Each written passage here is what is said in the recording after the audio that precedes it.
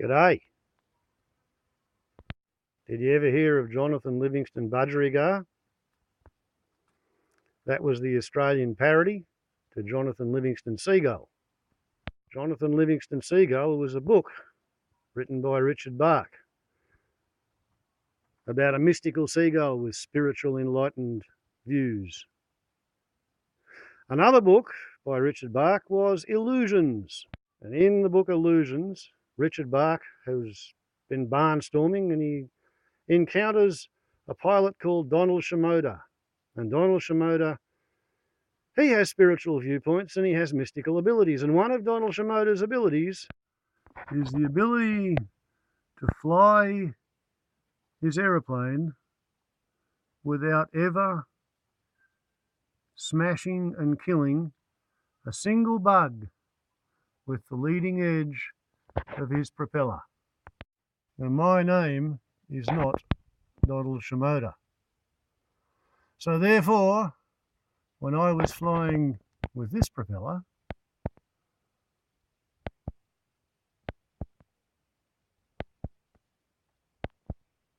in 1992, look at that,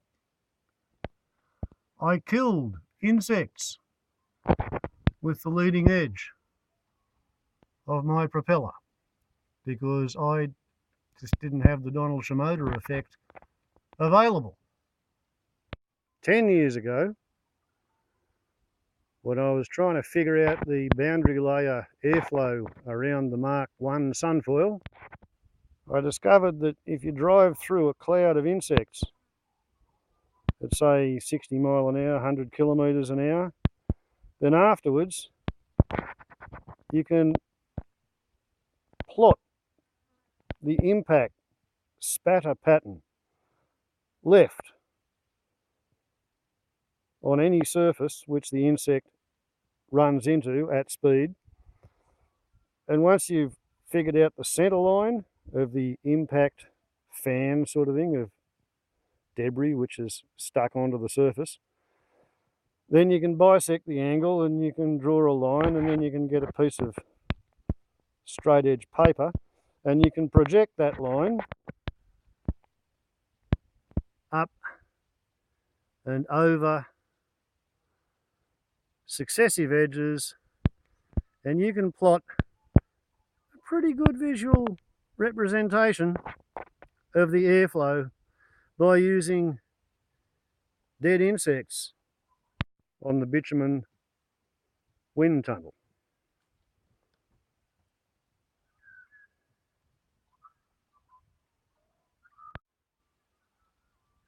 It's innovative, it's cheap, and it's effective. However, to operate within the bitumen wind tunnel, you have to have insects in the air. There's no point going out on the bitumen wind tunnel if there's no bugs. And for about the last 5 years at least, perhaps longer than that, there's been very, very few bugs. Normally, if you went for a drive anywhere near close to sundown, as you went sort of beside any water hole or over a river or anything like that, beside a dam, you'd get half a dozen insect hits on the windscreen every time. And that hasn't been happening for a long time. It's got to the point where you don't have to get up in the morning when there's dew on the windscreen and use the windscreen wipers while the insects are softened by the overnight condensation. Otherwise, the sun bakes them on the windscreen and you've got to scrub them off. That hasn't been happening for 3 to 5 years at least. So last night when I was coming home from town, I was really surprised, pleasantly surprised, to find myself encountering insects at prolific quantities and volumes and numbers. I was literally coming home through the constant pitter-patter of little tiny insects, all of them being laid out downwind by the boundary layer airflow over the surface that the air was going past, and they could not alter course rapidly enough to avoid. Little green bugs sacrificing themselves to teach me something about the airflow around my fire chariot, my petrol burning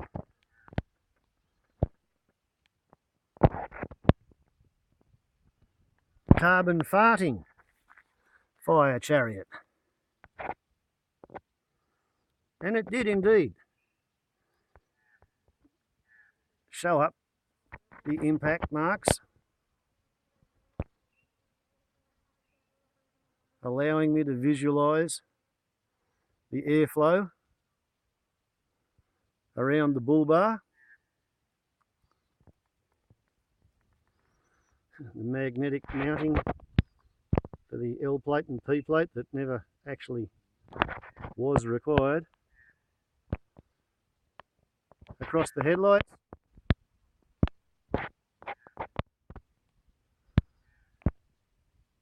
and the plastic bumper bar. And up here you've got the absolute flat plate leading edge.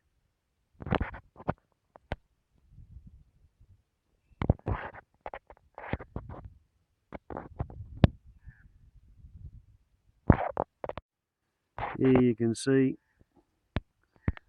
the span-wise airflow as the air goes outboard from the headlights, and you get bugs getting killed up in here by impacting this surface.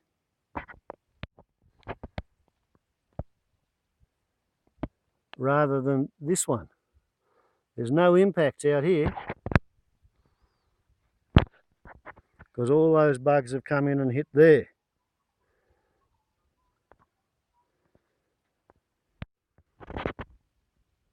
Absolutely fascinating, low cost way to visualise boundary layer aerodynamics on a motor car.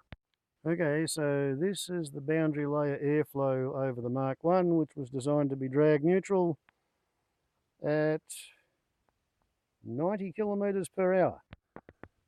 This is the faceted aerofoil leading edge of the Mark III, which used to kill grasshoppers and bugs all day long. But the whole thing was pretty much drag neutral at 100 kilometres an hour because it had lots of bells and whistles, including ram scoop powered boundary layer airflow control.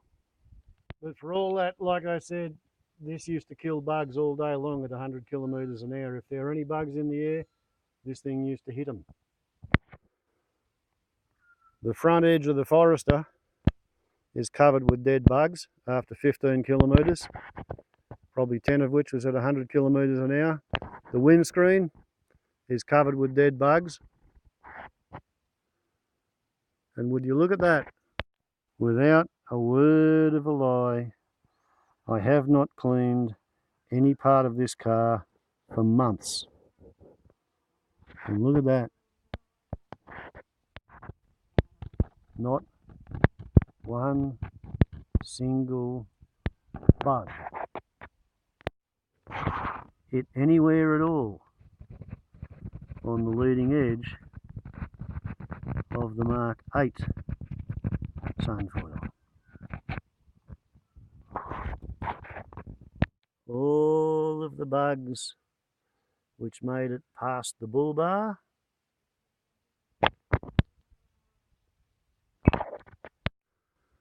and the top edge of the windscreen rubber,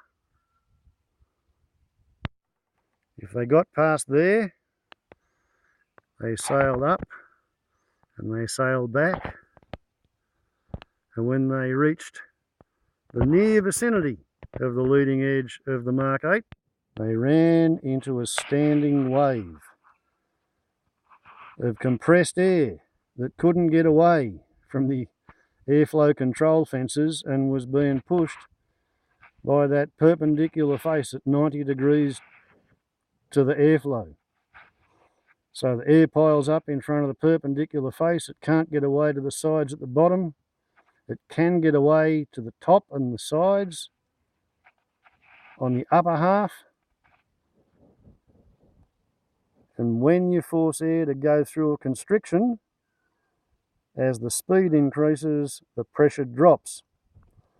So the bottom half sucks, and the top half, it's got atmospheric pressure versus the compression caused by physically being moved through the air.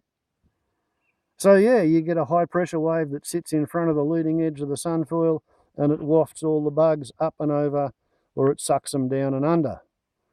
And you haven't got to clean your SunFoil, and I don't think you've made a whole lot of drag. But of course,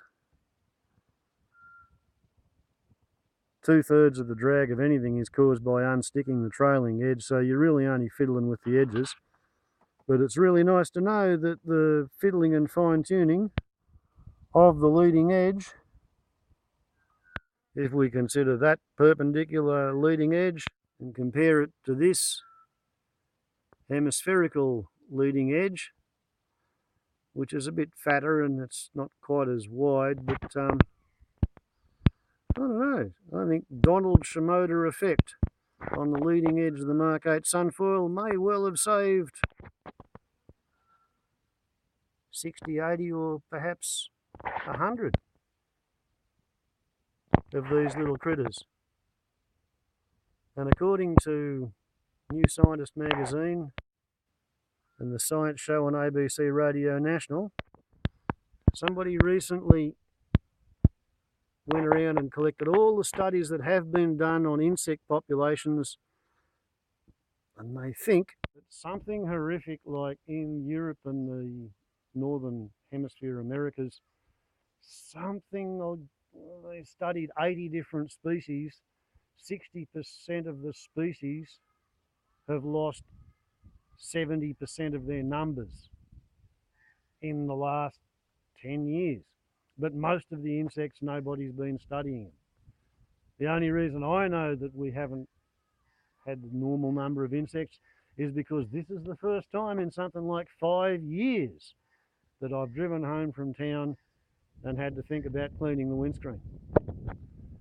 That used to happen twice a week 10 years ago, when the bitumen wind tunnel was a regular thing.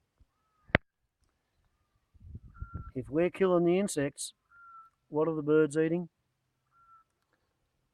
What's pollinating the plants? Is it the drought and the lack of rainfall? Is it the temperature? And the fact that today it's 8/8 overcast and we're looking at 27 degrees Celsius.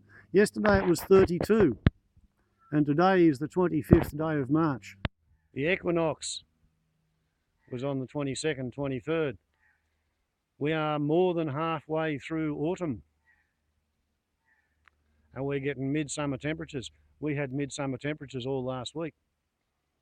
28, 29, 30, 32. If we've killed the insects, we really are up shit creek. Global warming's winning. Despite all my aerodynamic clever buggery, fact is, climate science denialism and pretending that global warming either is not happening or that it's not anthropogenic, i.e. the result of human activity. It's worse than flat earthism, it's worse than contrailerism. It's child abuse. Global warming denial is child abuse. And no amount of Donald Shimoda effect on the leading edge of my SunFoil can change any of that. Welcome to fiddling while the earth burns. Warbles on a lot to YouTube. Ciao.